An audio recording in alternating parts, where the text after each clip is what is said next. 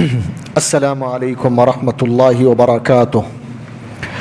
إن الحمد لله نحمده ونستعينه ونستغفره ونعوذ بالله من شرور أنفسنا ومن سيئات أعمالنا. من يهده الله فلا مضل له ومن يضلله فلا هادي له، وأشهد أن لا إله إلا الله وحده لا شريك له، وأشهد أن محمدا عبده ورسوله. أما بعد، فاعوذ بالله السميع العليم من الشيطان الرجيم. بسم الله الرحمن الرحيم. يا أيها الذين آمنوا اتقوا الله حق تقاته ولا تموتن إلا وأنتم مسلمون. يا أيها الناس اتقوا ربكم الذي خلقكم من نفس واحدة وخلق منها زوجها وبث منهما رجالا كثيرا ونساء، واتقوا الله الذي تساءلون به والأرحام إن الله كان عليكم رقيبا.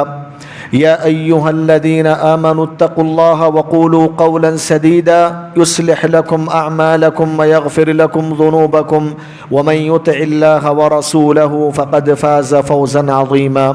فإن أصدق الحديث كتاب الله، وخير الهدي هدي محمد صلى الله عليه وسلم، وشر الأمور محدثاتها، وكل محدثة بدعة، وكل بدعة ضلالة، وكل ضلالة في النار. قال الله تبارك وتعالى: واذكروا نعمة الله عليكم واعتصموا بحبل الله جميعا ولا تفرقوا واذكروا نعمة الله عليكم إذ كنتم أعداء فألف بين قلوبكم فأصبحتم بنعمته إخوانا وكنتم على شفا حفرة من النار فأنقذكم منها.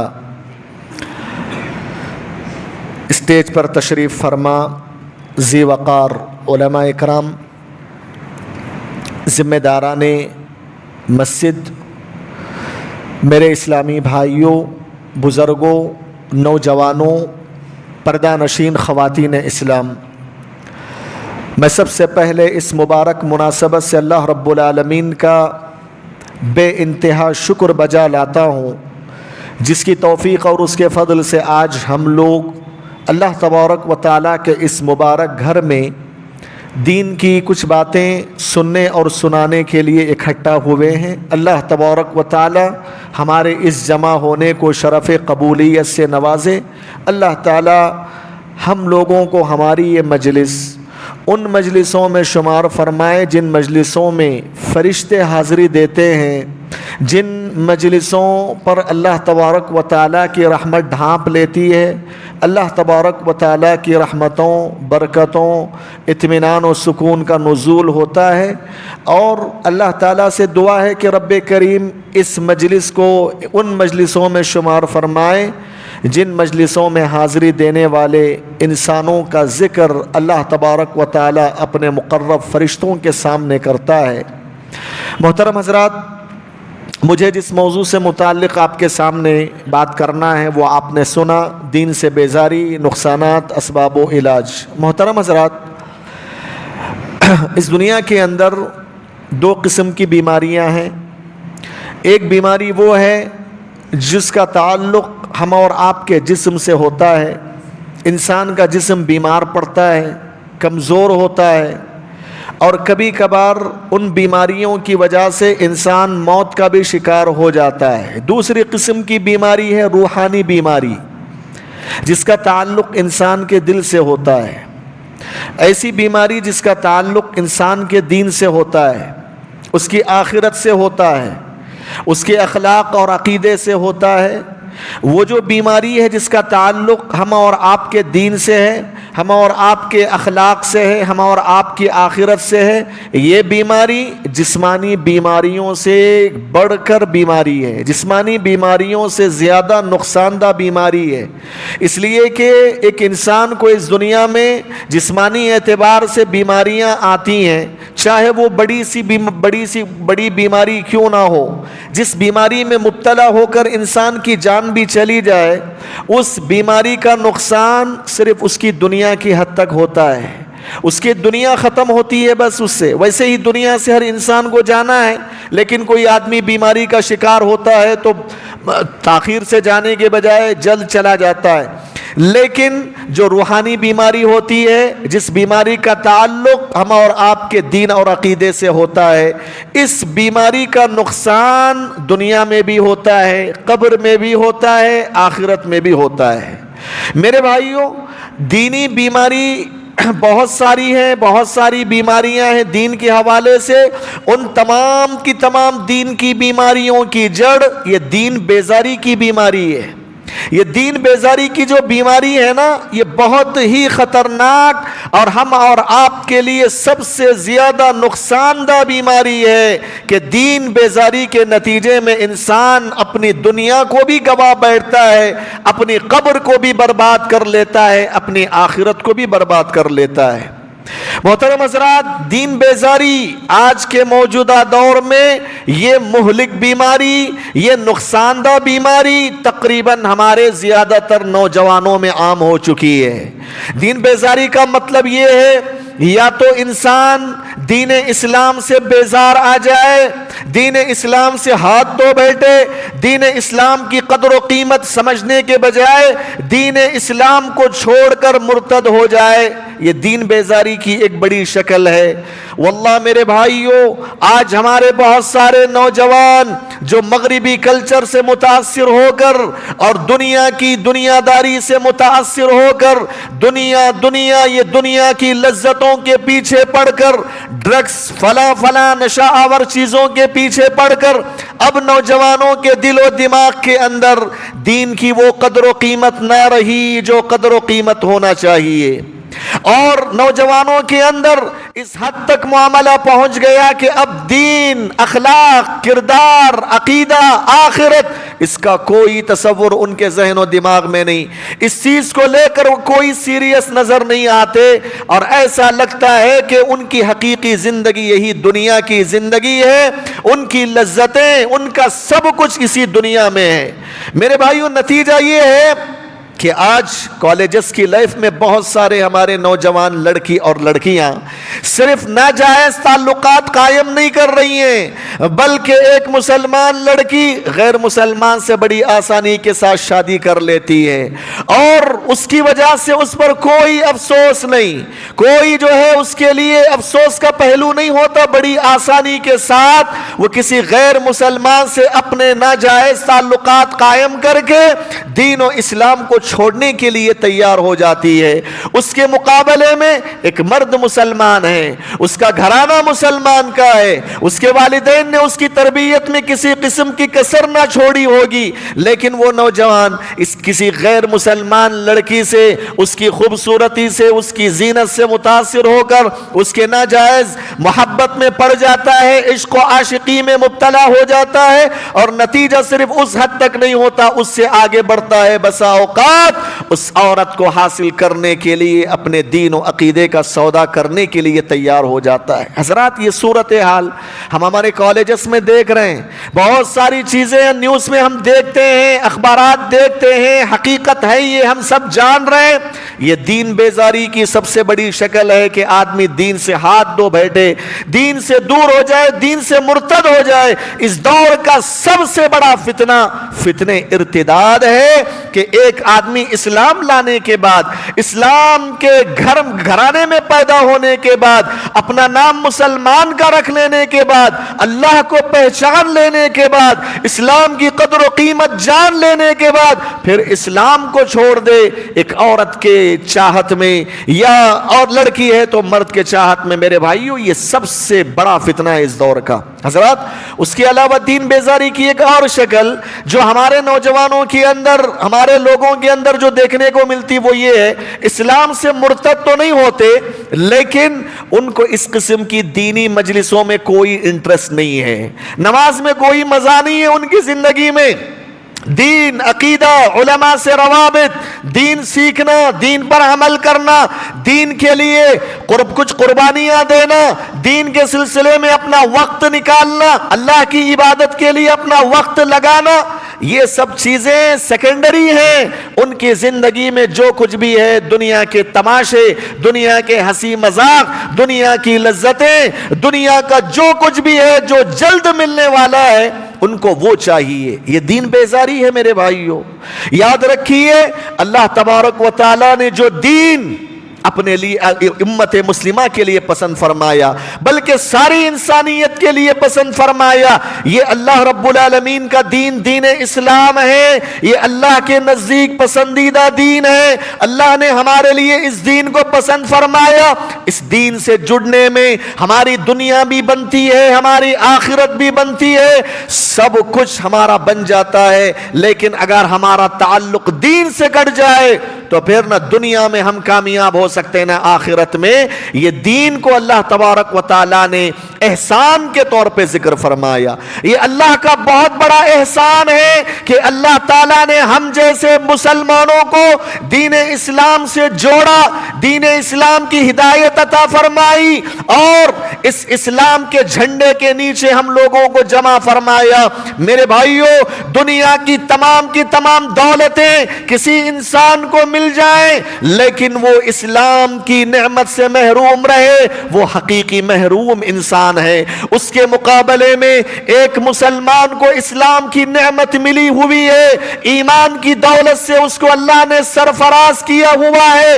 وہ دنیا کا کچھ بھی اس کو نہ ملے، وہ فٹ پاتھوں کی زندگی بسر کر لے، بھوک اور پیاس کی شدتوں کو برداشت کر کے اس کی دنیا میں کوئی حیثیت نہ ہو، لیکن اسلام کی نعمت اسے ملی ہوئی ہے، وہ حقیقی معنوں میں اس دنیا کا دولت مند انسان ہے. من اصبح منکم آمنا فی سربہ ومعاف فی جسدہ وعندہ قوت یومہ فکأنما حیزت لہ الدنیا بحذافیرہا. اس نعمت کو پہچانو میرے بھائیوں، اسلام کی قدر کو پہچانو. یہ دین کی جو نعمت اللہ نے ہمیں نوازا، اس کی سب سے پہلی قدر مسلمانوں کے دلوں میں اتارنے کی ضرورت ہے.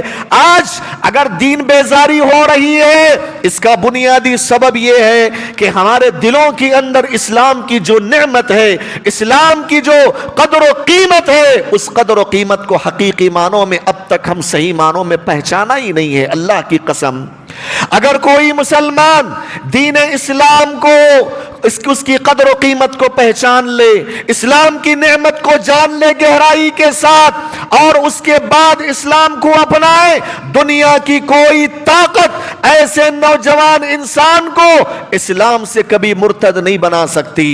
حضرت سعد بن ابی وقاص رضی اللہ تعالی عنہ شروع میں اسلام لانے والے صحابہ میں شمار ہوتے ہیں. جب سعد بن ابی وقاص اسلام قبول کرتے ہیں، ان کی ماں کفر کی حالت میں ہے، ماں کافرہ ہے، بیٹا مسلمان ہو گیا ہے. بیٹا کہتا ہے کہ امی جان مسلمان ہو گیا ہوں، لا الہ الا اللہ محمد الرسول اللہ کا اقرار کر چکا ہوں، دین محمد کو اپنا چکا ہوں.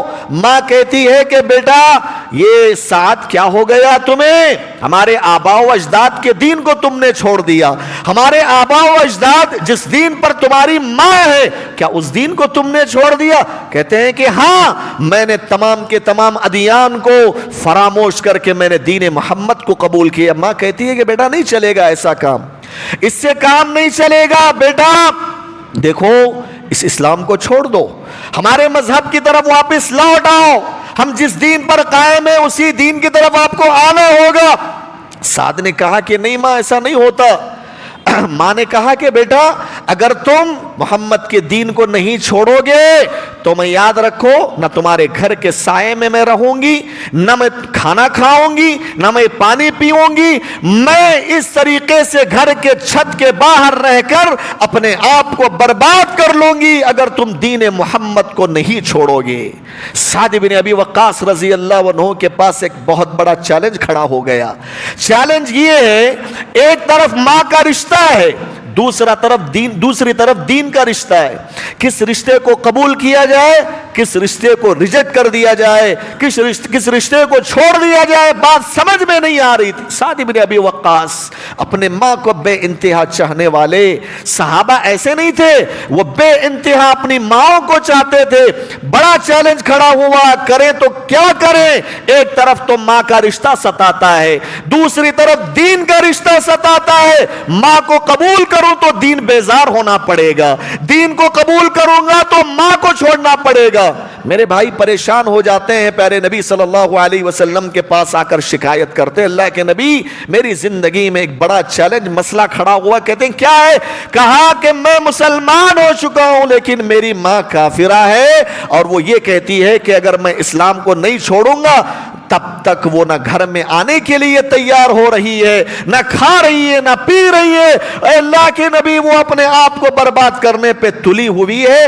اللہ کے نبی، میری ماں میرے نزدیک بڑی عزیز ہے، بڑی محبوب ہے، میں چاہتا ہوں کہ میری ماں کا رشتہ بھی برقرار رہے۔ پیارے نبی صلی اللہ علیہ وسلم جب یہ بات سن کر خاموشی اختیار کرتے ہیں، آسمان سے اللہ تبارک و تعالی وحی کو نازل فرماتا ہے، آسمان سے وحی نازل ہوتی ہے۔ وَإِن جَاهَدَاكَ عَلَىٰ أَن تُشْرِكَ بِي مَا لَيْسَ لَكَ بِهِ عِلْمٌ فَلَا تُطِعْهُمَا وَصَاحِبْهُمَا فِي الدُّنْيَا مَعْرُوفًا۔ اگر تمہارے والدین اللہ رب العالمین کے ساتھ شرک کرنے کے سلسلے میں زبردستی کریں، تم اپنے والدین کی بات کو نہیں ماننا، اپنے والدین کی اطاعت نہیں کرنا۔ ہاں، دنیا کے معاملے میں ان کے ساتھ حسن سلوک کرنا، ان کی اطاعت و فرما برداری، ان کی خدمت، دنیا کے معاملے میں جو خدمت کر سکتے ہو کر لو، اگرچہ کہ تمہارے والدین کافر ہی کیوں نہ ہو۔ لیکن شرک کی بات آ جائے، کفر کی بات آ جائے، دین بیزاری کی بات آ جائے، پھر والدین کی بات بھی نہیں سنی جائے گی۔ سعد بن ابی وقاص رضی اللہ تعالی عنہ کو بڑا حوصلہ مل گیا، بڑی طاقت مل گئی، وہ اپنی ماں کے پاس بڑے حوصلے کے ساتھ جاتے ہیں، کہتے ہیں کہ امی جان، جو تم چاہتی ہو وہ ہو نہیں سکتا۔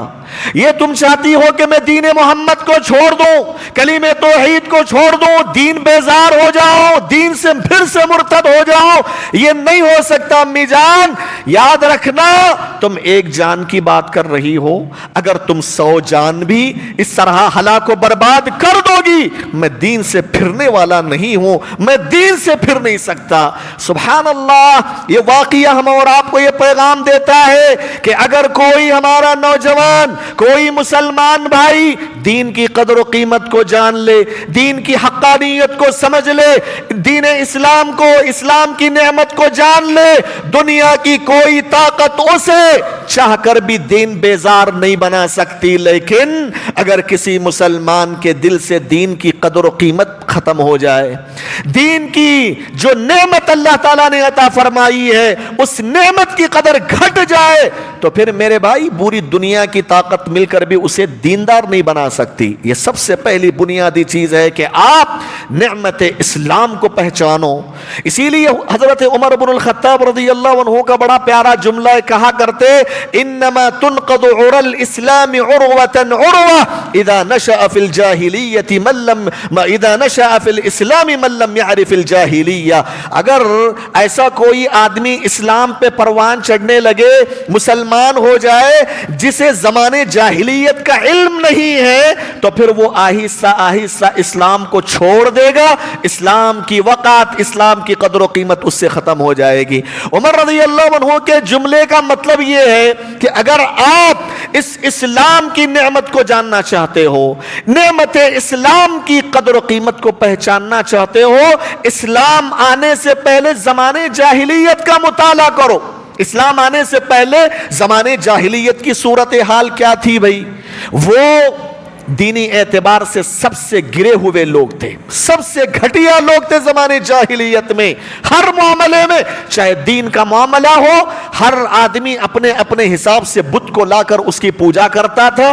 وہ پتھروں کے پجاری بن گئے تھے، وہ قبروں کے پجاری بن گئے تھے، وہ ذلیل ہوتے تھے، اور اقتصادی معاملات میں سود خوری اور یہ انتہا کو پہنچی ہوئی تھی۔ زنا کاریاں تو مت پوچھیں آپ۔ مائیں عائشہ صدیقہ رضی اللہ عنہا کہتی ہیں کہ زمانے جاہلیت میں 3 طریقے سے زنا ہوتا تھا۔ ایک یہ کہ ایک عورت یہ دیکھتی تھی کہ اس کے یہاں نیک لڑکا پیدا نہیں ہو رہا ہے، وہ اس کا شوہر اپنی بیوی کو کسی نیک آدمی کے پاس بھیج دیتا تھا تاکہ وہ جائے وہاں اس سے ملے، اس سے زنا کرے، اور اس امید کے ساتھ وہ بھیجتا تھا کہ ان دونوں کے ملاپ سے جو بچہ پیدا ہوگا وہ نیک بن کر پیدا ہوگا۔ یہ زنا تھا۔ ایک شوہر بے غیرتی کی ہدیہ تھی کہ وہ اپنی بیوی کو کسی اور کے پاس اپنی رضامندی سے بھیج دیتا تھا۔ دوسرا طریقہ یہ تھا کہ تقریباً 9 سے 10 لوگ مل کر ایک عورت کے ساتھ زناکاری کے کام کو انجام دیا کرتے تھے۔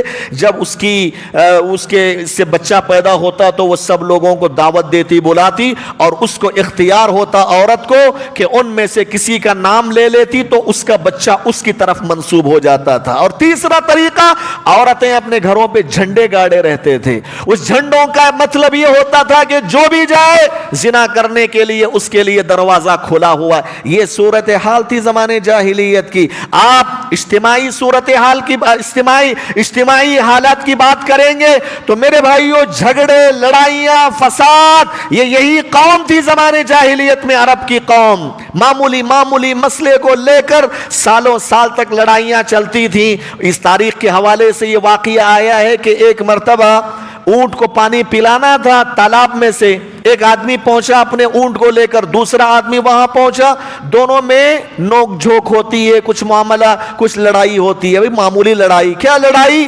اس تالاب سے بولتا ہے ایک آدمی کہ سب سے پہلے میرا اونٹ پانی پیے گا، وہ بولتا ہے کہ نہیں، پہلا میرا اونٹ پانی پیے گا۔ کیا چھوٹا مسئلہ تھا، جبکہ دونوں کے اونٹ پیٹ بھر کر پانی پی سکتے تھے، لیکن میں تو کے نتیجے میں جو اختلاف شروع ہوا، تاریخ میں یہ بات آئی ہے کہ اس کی وجہ سے 40 سالوں تک آپسی خاندان لڑتے رہے، قتل و غارت گری میں مبتلا ہوئے۔ یہ صورتحال تھی زمانے جاہلیت کی۔ سبحان اللہ، جب اسلام آیا، اسلام آنے کے بعد ان تمام چیزوں کو ختم کر دیا۔ وہ قوم جو کل کے دن جھگڑالو قوم تھی، وہ قوم زناکاری کے معاملے میں حد درجے آگے بڑھ چکی تھی، وہ قوم اپنے ہر قبیلے کے نام پر ایک بت کی پوجا کرتی تھی، جب نعمت اسلام سے ان کا تعلق جڑ گیا، اس اسلام سے ان کا تعلق مضبوط ہو گیا، یعنی وہ دین بیزاری سے دیندار بن گئے، اسلام سے جڑ گئے، تو سبحان اللہ، یہی عرب قوم دنیا کے اندر سب سے بہترین قوم ماننی جانے لگی، اور یہ کل کے دن سب سے زیادہ پچھڑی ہوئی قوم تھی، سب سے زیادہ ذلیل قوم تھی۔ اللہ تبارک و تعالیٰ نے اسلام کی وجہ سے انہیں عزت و سربلندی سے نوازا۔ اسی لیے علامہ اقبال نے اسی کی طرف اشارہ کرتے ہوئے کہا، تہذیب کی شمع روشن کی اونٹوں کے چرانے والوں نے، تہذیب کی شمع روشن کی اونٹوں کے چرانے والوں نے، کانٹوں کو گولوں کی قسمت دی، ذروں کے مقدر چمکائے۔ محترم حضرات، یہ دین، یہ اسلام مسلمانوں کو بہت کچھ دیا ہے، بہت کچھ دیا ہے۔ سب سے پہلے اس دین نے ہم اور آپ کو اللہ سے رشتہ مضبوط کر دیا۔ یہ دین مسلمانوں کو اللہ سے قریب کر دیتا ہے، یہ دین مسلمانوں کو اللہ سے رشتہ استوار کرتا ہے۔ اس دین نے ہم کو کیا کیا نوازا ہے۔ ہم ذلیل تھے، ہم خار تھے، اللہ نے اس دین کے ذریعے سے مسلمانوں کو عزت و سربلندی عطا فرمائی۔ حضرات، جب بیت المقدس میں عمر بن الخطاب رضی اللہ تعالی عنہ یہودیوں سے ملنے کے لیے آتے ہیں، پھٹے ہوئے کپڑے پہنے ہوئے ہیں، کپڑوں پر پیبند لگے ہوئے ہیں، اور جب داخل ہوئے تو اپنے غلام کو سوار کر دیا، خود نیچے اتر گئے۔ ابو عبیدہ بن جراح رضی اللہ تعالی عنہ نے عمر سے کہا، اے امیر المومنین، آپ مسلمانوں کے خلیفہ ہو، آپ یہودیوں کے پاس جا رہے ہو ڈسکس کرنے کے لیے، بات چیت کرنے کے لیے، اگر آپ اس طرح پھٹے پرانے کپڑے پہن کے جاؤ گے تو ان کے دلوں میں یہ بات آ جائے گی کہ بھئی مسلمانوں کا خلیفہ ہے لیکن پہننے کے لیے کپڑے تک میسر نہیں ہے اس کے پاس۔ یہ ان کے دل و دماغ میں بات آئے گی، اے امیر المومنین، آپ اچھے کپڑے تو پہن لیجئے تاکہ آپ یہودیوں کے پاس عالی شان طریقے سے جائیں، بات کریں ان سے۔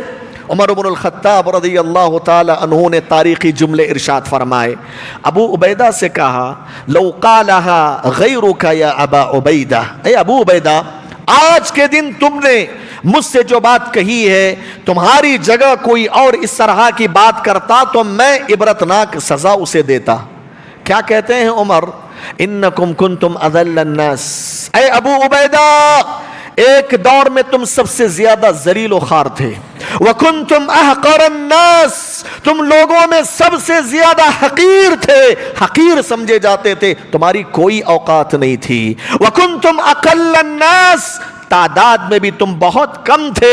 فَعَزَّكُمُ اللَّهُ بِالْإِسْلَامِ، اللہ تعالیٰ نے نعمت اسلام کے ذریعے تمہیں عزت و سربلندی عطا فرمائی ہے. سبحان اللہ. فَمَهْمَا تَطْلُبُ الْعِزَّ، اگر تم یہ عزت و سربلندی اسلام کو چھوڑ کر کسی اور میں تلاش کرو گے، فَمَهْمَا تَطْلُبُ الْعِزَّ بِغَيْرِهِ يُضِلُّكُمُ اللَّهُ، اللہ تعالیٰ تمہیں ذلیل و خوار کر دے گا. یہ تاریخی جملے ہم اور آپ کو بتاتے ہیں کہ اس دین نے ہم لوگوں کو عزت و سربلندی عطا فرمائی ہے. عورت کو ایک مقام دیا، عورت کی کوئی حیثیت نہیں تھی، وہ تو استعمال کی حد تک رکھے جانے والی چیز تھی. لوگ صرف عورتوں کو استعمال کی حد تک رکھا کرتے تھے، نہ ان کو میراث میں حصہ دیتے تھے، نہ ان کے حقوق کو ادا کرتے تھے، زندہ درگور کرتے تھے. لیکن اسلام آیا، اس عورت کو اتنا مقام اونچا کیا، دنیا کا کوئی کسی مذہب نے اس عورت کو اتنا مقام، اس عورت کا مقام اونچا نہیں کیا. حضرات، اسلام نے ہم کو بہت کچھ دیا ہے، بہت کچھ دیا ہے. اسی کا تذکرہ کرتے ہوئے اللہ نے کسی جگہ کہا کہ اللہ نے تم پہ بہت بڑا احسان کیا کہ اس دین کو تم سے جوڑ دیا. ایک جگہ فرمایا کہ اللہ تعالیٰ کی اس نعمت کو یاد کرو جس نعمت کے ذریعے تم دشمن تھے لیکن اسلام کی نعمت کی وجہ سے بھائی بھائی بن گئے. یاد کرو اس وقت کو جب تم اسلام سے دور رہ کر، اسلام سے محروم ہو کر مر جاتے تو جہنم میں چلے جاتے، لیکن اللہ تبارک و تعالیٰ نے تمہیں دین کی نعمت سے نواز کر جہنم کی آگ سے تمہیں بچا لیا. حضرات، یہ دین اسلام ہے، اس کی قدر کرنے کی ضرورت ہے. آج یہی ہمارے پاس قدر نہیں ہے، ہم اسلام کی قدر و قیمت کو جانا نہیں. حضرات، دین بیزاری، اس کے نقصانات کیا ہیں؟ اس کا سب سے پہلا نقصان کیا ہوتا ہے معلوم؟ سب سے پہلا اور سب سے بڑا نقصان، سب سے بڑا نقصان، وہ نقصان انسان کی دنیا اور آخرت کا سب سے بڑا نقصان ہے، اس لیے کہ وہ ایسی چیز ہے کہ اسی بنیاد پر تمہاری دنیا اور آخرت کی بھلائیاں ڈیپینڈ ہیں، منحصر ہے. وہ نقصان یہ ہے کہ جب آدمی دین سے بیزار ہو جاتا ہے، دین سے دور ہو جاتا ہے، علم اور علماء کی مجلسوں میں اس کو انٹرسٹ نہیں آتا، نمازوں میں انٹرسٹ نہیں ہے، وہ بس دنیا کی لذتوں میں، دنیا کے آرام و آسائش کو ترجیح دے کر دین سے دور ہو رہا ہے، تو میرے بھائیوں، دین سے دور ہونے کا سب سے بڑا نقصان یہ ہے کہ وہ اللہ سے دور ہو جائے گا، وہ اللہ سے دور ہو جائے گا. دین سے کٹنے کا مطلب اللہ تبارک و تعالیٰ سے کٹنا ہے، دین سے دور ہونے کا مطلب اللہ تعالیٰ سے دور ہونا ہے. اور بھلا بتاؤ، اگر ہم اور آپ اللہ سے دور ہو جائیں، ہمارا تعلق، ہمارا رشتہ اللہ تعالیٰ سے کمزور پڑ جائے، تو پھر ہمارا ذمہ دار کون ہے؟ ہمارے معاملات کا ذمہ دار کون ہے؟ ہم روتے ہیں ہندوستان کی سرزمین میں، اوقاف کی ملکیت پر قبضے جمانے کی بات ہو رہی ہے، حکومت وہ کر رہی ہے، یہ کر رہی ہے، وہ کر رہی ہے. اللہ تبارک و تعالیٰ یہ کہتا ہے کہ دین سے بیزاری کا یہی نقصان ہوتا ہے. اللہ تعالیٰ سے تمہارا رشتہ جب کٹ جائے گا، پھر تمہارا ذمہ دار کون ہوگا بھلا؟ تمہارے معاملات کو کون سدھارے گا؟ کسی شاعر نے بڑی پیاری بات کہی تھی عربی میں، ما من شیء ان ضیعته عوض وما من اللہ ان ضیعته عوض. کہا تھا کہ اگر کوئی آدمی کسی بھی چیز کو اس دنیا میں گنوا بیٹھے، اس کا کوئی نہ کوئی بدلہ ضرور مل جائے گا، لیکن کوئی مسلمان اللہ کو گنوا بیٹھے، اللہ کے بدلے اللہ کی جگہ کوئی نعمت جگہ نہیں لے سکتی اگر تم نے اللہ کو ضائع کر دیا تو. حضرات، دین سے بیزار ہو کر رب کی نصرت کو، رب کی مدد کو بندہ ضائع کر دیتا ہے. کیا چاہتا ہے بھائی انسان دنیا میں؟ اس کا سب اچھا رہے نا، اس کے بیوی بچے اچھے رہیں، فیملی کے ساتھ خوش رہے، اس کا بزنس اچھا چلتا رہے، دنیا کی جائز خواہشات پوری ہو، دنیا کی مال و متاع اس کو ملے، کامیابی دنیا میں بھی ملے، آخرت میں بھی ملے، قبر میں بھی ملے. یہی تو چاہتا ہے نا انسان، یہی تو چاہتا ہے ہر انسان. میرے بھائیوں، اگر تم دنیا میں سکسسفل بننا چاہتے ہو، دنیا کے اعتبار سے دنیا کی جو سکون اور آرام ہے وہ پانا چاہتے ہو، تو پھر بھائیوں اللہ سے اپنا رشتہ مضبوط کر کے زندگی گزارو. اگر یہی بنیاد آپ نے کاٹ لیا نا، اللہ سے اپنا رشتہ کاٹ لیا نا، تم کتنا بھی دنیا کا رونا رو، تمہارا ذمہ دار اللہ نہیں بنے گا، تمہاری ذمہ داری اللہ نہیں اٹھائے گا، وہ کفیل نہیں ہوگا۔ وَكَفَى بِاللَّهِ وَكِيلًا، اللہ تبارک و تعالی ذمہ داری کی حیثیت سے کافی ہے، ہمارے معاملات کا وہ ذمہ دار بن جاتا ہے، بشرطے کہ ہمارا تعلق اللہ سے مضبوط رہے۔ دین بیزاری، آج ہمارا نوجوان اس طرح کے علمی مجلسوں سے دور بھاگتا ہے، نمازوں سے دور بھاگتا ہے، دین سے بیزار ہے، اس کو سب میں انٹرسٹ ہے، دنیا کی جو لذتیں سب میں مزہ آتا ہے، لیکن دین کی بات آتی ہے تو نہیں، اس کو مزہ نہیں آتا۔ وہ دین بیزاری کے اس درجے کو پہنچا ہوا ہے، اس کا مطلب یہ ہے کہ وہ نوجوان دنیا اور آخرت کی بھلائیوں کو اپنے سے کاٹ لیا ہے، رشتے کو، اللہ کے رشتے کو اپنے سے توڑ لیا ہے۔ ما من شیء ان ضیعتہ عوض وما من اللہ ان ضیعتہ عوض، اللہ کے بندو اگر اللہ تبارک و تعالیٰ کو تم نے ضائع کر دیا تو پھر اس کے بدلے کوئی بھی چیز تمہاری جو ہے وہ چیز اس کے بدلے نہیں آ سکتی۔ یہ سب سے بڑا دین بیزاری کا نقصان ہے۔ دوسرا نقصان میرے بھائیوں، جب انسان دین بیزار ہوتا ہے، دین سے دور بھاگتا ہے نا، وہ جانوروں کی زندگی یا جانوروں سے بدتر ہو جاتا ہے انسان۔ جانور اللہ تعالیٰ نے ان کو مکلف نہیں بنایا، ان کو عبادت کا مکلف نہیں کیا ہے۔ اللہ تعالیٰ نے عبادت کے لیے جنوں اور انسانوں کو پیدا کیا، جانوروں کو نہیں۔ جانور مکلف نہیں ہے شریعت کے، جانوروں پر نماز روزے فرض نہیں ہے، لیکن میرے بھائی اللہ تعالیٰ نے ان کو سمجھنے کی صلاحیت بھی نہیں دیا، نعمت ادراک اللہ تعالیٰ نے ان کے اندر نہیں رکھا ہے، لیکن ایک انسانوں کے اندر یہ نعمت اللہ نے رکھا ہے، یہ صلاحیت رکھی ہے کہ وہ حق اور باطل کو پہچانتا ہے، صحیح اور غلط راستے کو پہچانتا ہے۔ وہ کون سا راستہ اللہ کی طرف پہنچانے والا ہے، کون سا راستہ جہنم کی طرف، وہ جانتا ہے۔ جاننے کے باوجود بھی وہ دین سے دور ہو رہا ہے تو جانور سے بدتر ہوا نا، وہ جانور سے بدتر ہو گیا۔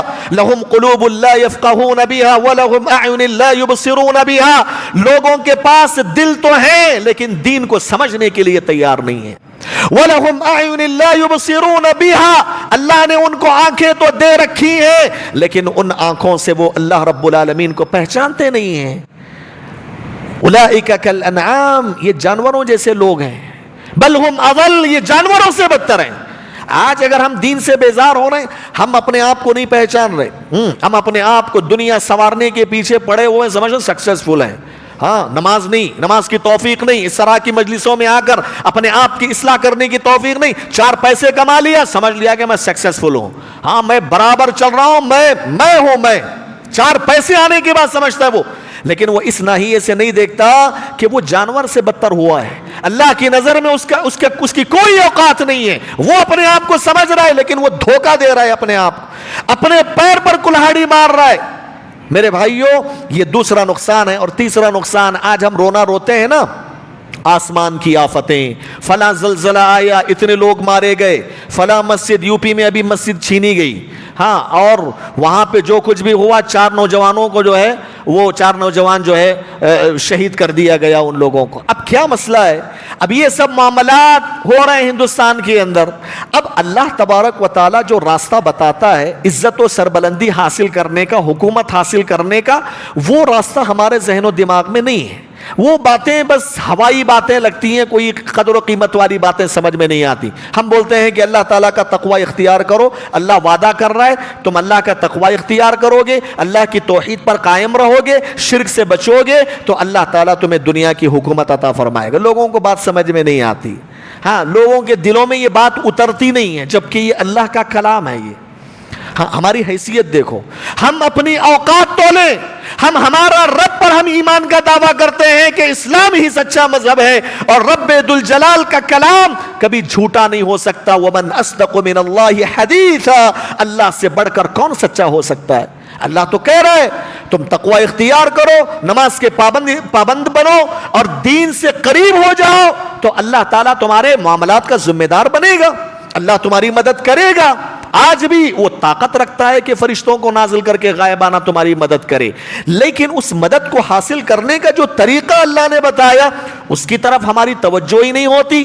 ہم صرف احتجاج کی بات کریں گے، مظاہرات کی بات کریں گے، فلاں تحریک کی بات کریں گے، جوش میں آئیں گے، جذبے میں آئیں گے، جذبے میں کوئی کام نہیں بنتا۔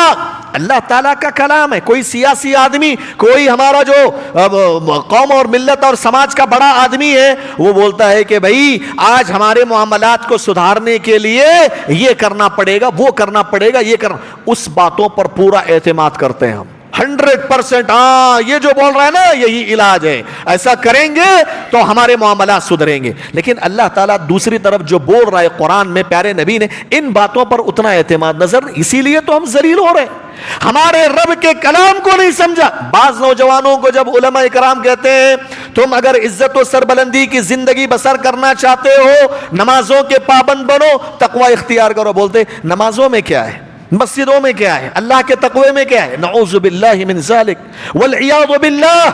یہ تم علماء کی بات کو ٹھکرا نہیں رہے ہو، تمہارے رب کی بات کو تم ٹھکرا رہے ہو، تمہارے نبی کے کلام کو تم ٹھکرا رہے ہو، اللہ اور اس کے رسول کی بات میں تمہیں اعتماد نہیں ہے۔ اللہ کہتا ہے تم شرک سے بچو، توحید پہ آؤ، تقوی اختیار کرو، ہم تمہاری مدد کریں گے، غائبانہ مدد کریں۔ کئی مقامات پہ اللہ وَإِن تَصْبِرُوا وَتَتَّقُوا لَا يَضُرُّكُمْ كَيْدُهُمْ شَيْئًا، اگر تم نے صبر کر لیا، تقوی اختیار کر لیا، یہ دشمنوں کی دشمنیاں کوئی تمہیں نقصان نہیں پہنچا۔ یہ بنو تو پہلے، یہ بنو پہلے۔ کتنے مسلمان ہیں 5 وقت کی نماز کی پابندی کرتے؟ بھائی سوال کرو، محاسبہ کرو۔ ہاں یہ اللہ بول رہا ہے نماز کے پابند بنو، تقوی، نماز تقوی کا بنیادی حصہ نماز ہے۔ صرف نماز کی ایک عبادت کا حساب و کتاب لے کر دیکھو، کتنے ہم نمازی ہیں اور ہم بڑی بڑی باتیں کرتے ہیں کہ ہندوستان پہ وہ کرنا ہے، یہ کرنا ہے، حالات وہ ہو رہے ہیں، یہ ہو رہے ہیں، اوقاف پر جو ہے قبضہ جمانے کی بات ہو رہی ہے، مسجدیں شہید کر دی جا رہی۔ مسجدوں کو آباد رکھو، اللہ تعالیٰ تمہاری مسجدوں کی حفاظت کرے گا۔ تم نے مسجدوں کو چھوڑ رکھا ہے، تمہاری مسجدیں ویران پڑی ہوئی ہیں، تو پھر اللہ کا قانون تو ہے کہ جو آدمی اللہ کی نعمتوں کی قدر نہیں کرے گا اللہ دنیا میں چھین لے گا۔ مسجدیں اللہ کی نعمتیں ہیں، اللہ کے گھر ہیں، اگر ہم نے نمازوں کے ذریعے اللہ کے گھروں کو آباد نہیں کیا یہ مسجدیں ہم سے چھین لی جائیں گی۔ یہ اللہ تبارک و تعالیٰ کا دنیا کا عذاب ہے۔ لئن شکرتم لازیدنکم ولئن کفرتم ان عذابی لشدید۔ میرے بھائیو، یہ دین بیزاری کے نقصانات میں بڑا نقصان یہ ہے کہ یہ آسمان کی آفتیں، دنیا زمین کی آفتیں، یہ غیر مسلمانوں کے بادشاہوں اور حکمرانوں کی طرف سے مسلمانوں کو جو پریشانیاں آتی ہیں یہ دین بیزاری کا بڑا نقصان ہے۔ یہ دین بیزاری کی وجہ سے یہ نقصانات دیکھنے کو ملتے ہیں۔ وَمَنْ أَعْرَضَ عَنْ ذِكْرِي فَإِنَّ لَهُ مَعِيشَةً ضَنْكًا۔ اللہ نے کیا فرمایا؟ جو کوئی مسلمان میرے دین سے غفلت اختیار کرے، میرے ذکر کے اندر، ذکر کا معنی بڑا عام ہے، ذکر کے دوسرے الفاظ میں دین بول سکتے ہیں آپ۔ ذکر میں دین، ذکر کا مطلب دین ہے کہ جو آدمی میرے ذکر سے، میرے دین سے اعراض کر لے، یعنی دین بیزار ہو جائے، ہم کیا کریں گے؟ ایسے آدمی کی زندگی کو تنگ بنا دیں گے۔ معیشتاً ضنکا، ضنکا کا مطلب دنیا اور آخرت کی جتنی بھی آفتیں، جتنی بھی مصیبتیں ہیں نا، ضنکا کے اندر شامل ہیں۔ یہ دنیا اور آسمان اور زمین کی جو بھی آفتیں آ رہی ہیں یہ اللہ رب العالمین سے بیزارگی کا نتیجہ ہے، دین سے بیزارگی کا نتیجہ ہے۔ اللہ کہتا ہے کہ ہم ایسے آدمی کو قیامت کے دن اندھا بنا کر اٹھائیں گے، اندھا بنا کر اٹھائیں گے۔ وہ کہے گا قال رب لما حشرتنی اعمی، اے پروردگارا آج روز قیامت تو نے مجھے اندھا بنا کر اٹھا دیا، جبکہ میں دنیا کی زندگی میں دیکھتا تھا، میری نگاہیں تھیں۔ اللہ تبارک و تعالیٰ کی طرف سے جواب ملے گا میری آیتیں تیرے تک پہنچ چکی تھیں، میرے طرف سے سمجھانے والا تیرے تک پہنچ چکا تھا، کتاب و سنت کی باتیں تیرے سامنے ہوتی تھی لیکن تو اس سے اگنور کرتا تھا، اس سے اعراض کرتا تھا، اسی لیے آج کے دن بھی ہم تمہیں چھوڑ رہے ہیں بے یار و مددگار۔ محترم حضرات، یہ ہر قسم کی آفتیں اور مصیبتیں یہ اصل دین بیزاری کا سب سے بڑا نقصان ہے۔ حضرات، اگر آپ دین بیزاری کے اسباب کو تلاش کریں گے، میں تلاش کرنے کے بعد یہ جو دین بیزاری ہمارے اندر آ رہی ہے نا دین میں، آج دیکھو جمعہ کے اندر کتنی پبلک ہوتی ہے، مسجد کے اندر مسجد بھر جاتی ہے، تو یہ پروگرام میں بھی آ سکتے تھے لوگ، لیکن بہت سارے لوگ شرکت کرنے سے رہ گئے، محروم ہیں وہ۔ لیکن جو لوگ شریک ہوئے وہ اللہ تعالیٰ کی توفیق کا نتیجہ ہے۔ اس قسم کے 1 گھنٹے کے بیانات سننے تھے، بھئی اصلاح کا پہلو آتا ہے، دل نرم پڑتا ہے، دین کتاب و سنت کی باتیں سننے کو ملتی ہیں، اور اس دین کی مجلسوں کے جتنے بھی کتاب و سنت میں فضیلتیں بتائی گئی ہیں ان تمام فضیلتوں سے اس مجلس میں بیٹھنے والے ہمکنار ہو جاتے ہیں۔ اللہ تعالیٰ ایسی مجلسوں میں بیٹھنے والے کے گناہوں کو معاف کر، فرشتوں کو گواہ بناتا ہے، فرشتے گواہ رہنا اس مجلس میں جو بھی لوگ بیٹھے ہوئے ہیں سب کی میں نے مغفرت کر دی ہے۔ یہ صحیح بخاری کی روایت ہے، تفصیل کا موقع نہیں ہے۔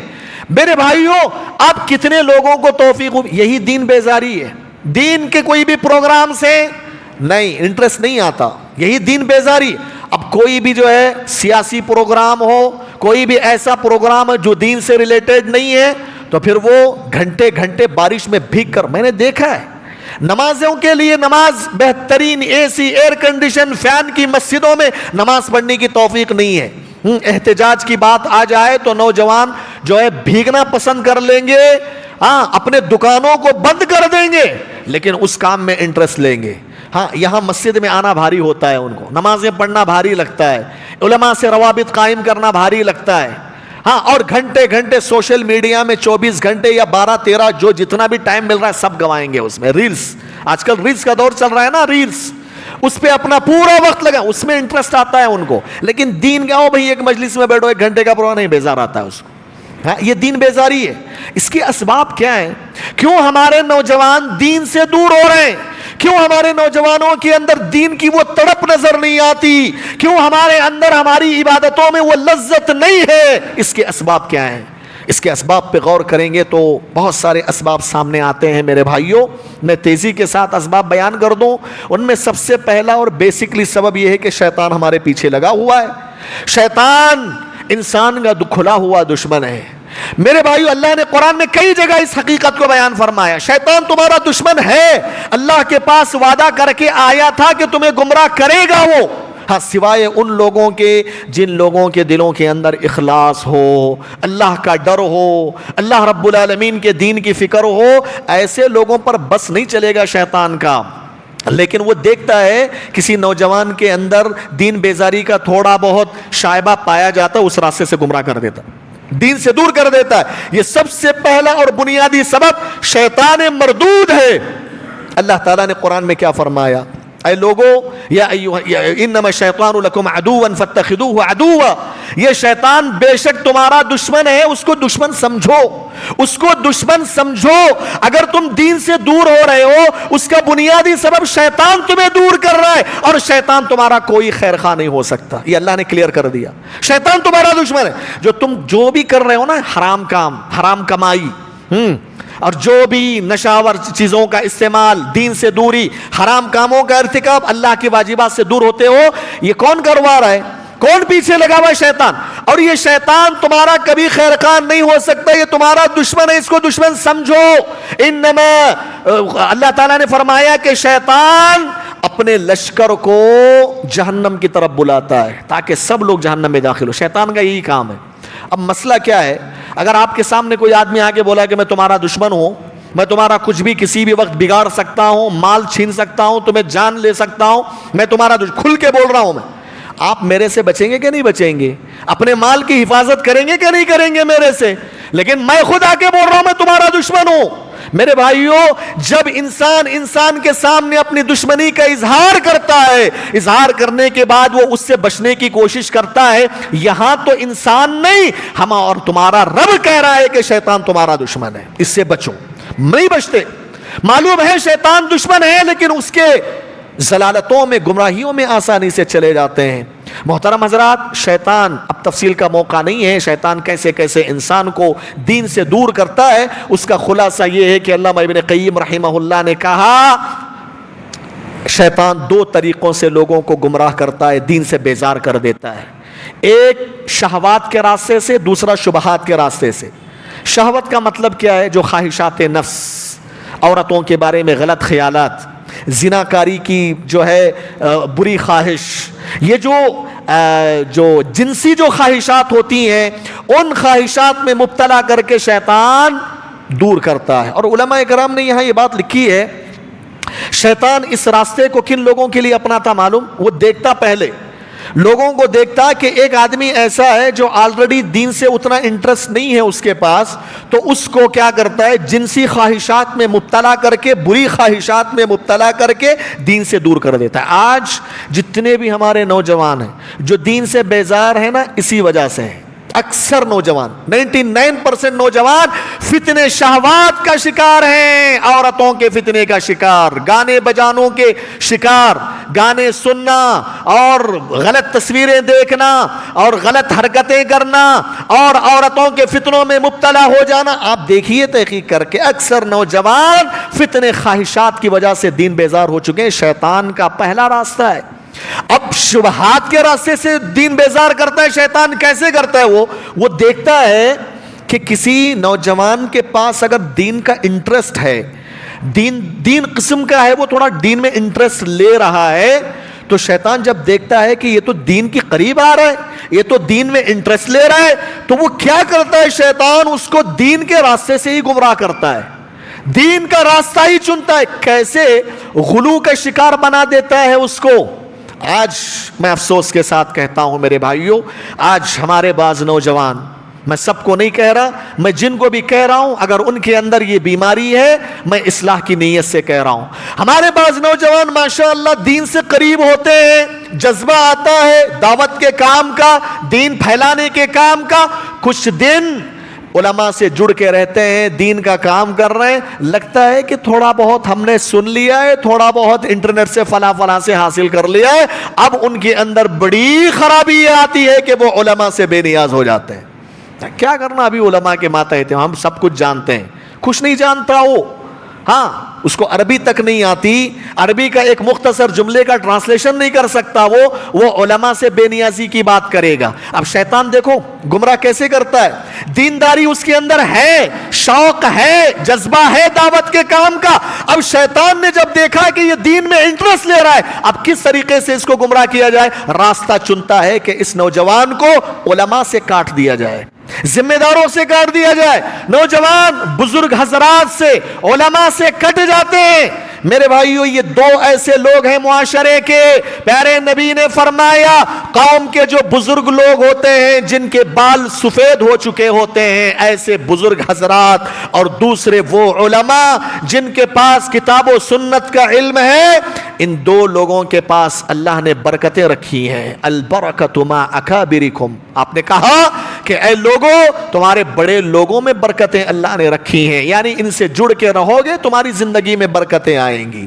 محترم حضرات, شیطان یا تو فتنے شہوات سے دین سے دور کرتا ہے یا تو شبہات سے دین سے دور کرتا ہے. اب اس کا علاج کیا ہے؟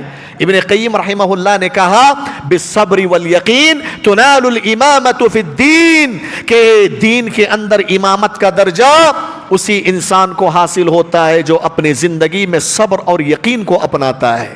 علماء نے کہا اگر آپ شیطان کا جو پہلا راستہ ہے جنسی خواہشات میں مبتلا کر کے دین سے دور کرتا ہے, اگر اس سے بچنا چاہتے ہو, اس بیماری سے, اس شیطان کی ضلالت سے بچنا چاہتے ہو, صبر کو اپناؤ, اپنی خواہشات کو کنٹرول میں رکھو.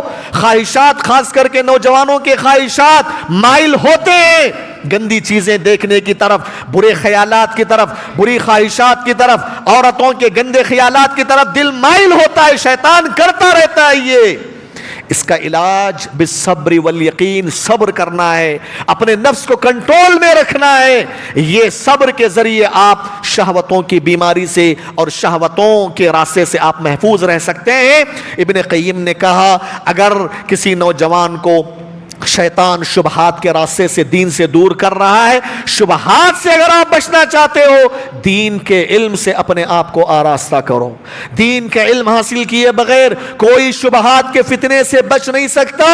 اور یہ بات بھی آپ مان کے چلیے, علماء نے کہا شہوات کا فتنہ اور شبہات کا فتنہ, ان دونوں فتنوں میں سب سے بڑا فتنہ شبہات کا ہے, کیونکہ شبہات کے فتنے سے آدمی دین سے ہاتھ دھو بیٹھتا ہے, مرتد بھی ہو جاتا ہے, بدعتی بن جاتا ہے, مشرک بن جاتا ہے, منکر حدیث بن جاتا ہے, کافر بن جاتا ہے, اللہ کو گالیاں دینے والا بن جاتا ہے, نعوذ باللہ. لیکن اس کے یہ جو شہوات ہے، شہوات کا فتنہ اگرچہ وہ بھی بڑا ہے لیکن شبہات کے مقابلے میں وہ کم ہے۔ میرے بھائیوں یہ دو طریقے ہیں شیطان کے، ایک شہوات ہے، دوسرا شبہات ہے۔ ان دو طریقوں سے دین سے بیزار کرتا ہے شیطان۔ آج جہاں کہیں بھی نوجوان لوگ مسلمان دین سے بیزار ہیں، آپ دیکھیں گے دونوں سبب میں سے کوئی ایک سبب ضرور آپ کو ملے گا۔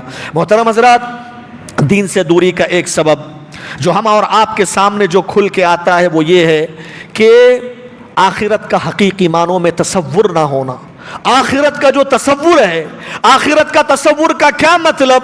آخرت کی زندگی جب انسان مر جاتا ہے اس کے بعد سے آخرت کی زندگی شروع ہو جاتی ہے۔ کب تک؟ جنت و جہنم میں داخل ہونے تک، اور اس کے بعد کی ہمیشہ کی زندگی، یہ آخرت کی زندگی ہے۔